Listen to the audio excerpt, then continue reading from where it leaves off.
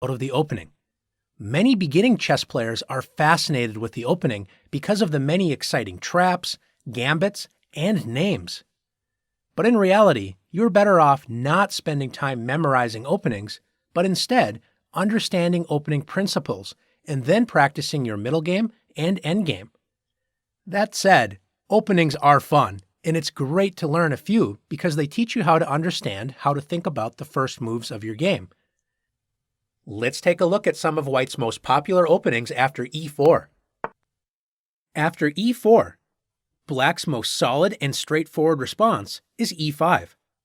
And after the typical knight f3 and knight c6, we're going to study three of White's most popular opening choices. The first opening begins with the move bishop to c4. This is known as the Italian game or gioco piano, the quiet game. It is one of the most classical openings in chess.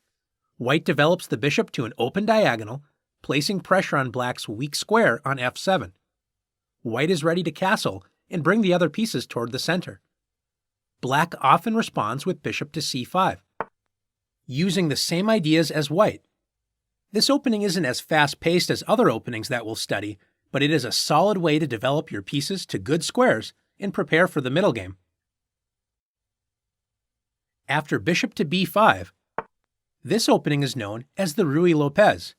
It is considered more aggressive than the Italian game because White continues the attack on the e5 pawn by putting pressure on its defender, the knight on c6. Black's most popular option is the strange-looking a6, provoking White to capture the knight. Isn't that exactly what White wants to do? It turns out that White cannot win the pawn on e5 right away, so Black attacks White's bishop. If White tries to win the pawn with bishop takes c6, Black recaptures with the d-pawn, clearing open the diagonal for the light-squared bishop and also opening the d-file for Black's queen. After knight takes e5, Black has the powerful move queen to d4. Black moves the queen to d4, creating a double attack on the knight on e5 and pawn on e4. After White brings the knight to safety with knight f3, Black plays queen takes e4 check. Black now regains the pawn with a good game. Since taking Black's knight does not win a pawn, White usually plays bishop a4, keeping the pressure on the knight on c6, and if Black attacks the bishop again with b5, White plays bishop to b3, entering the active a2 to g8 diagonal, focusing on the weak f7 square. The last of the three common White openings begins after d4. White advances a second pawn into the center, placing pressure on Black's e5 pawn and opening up lines for the queen and dark-squared bishop. This opening is known as the Scotch opening.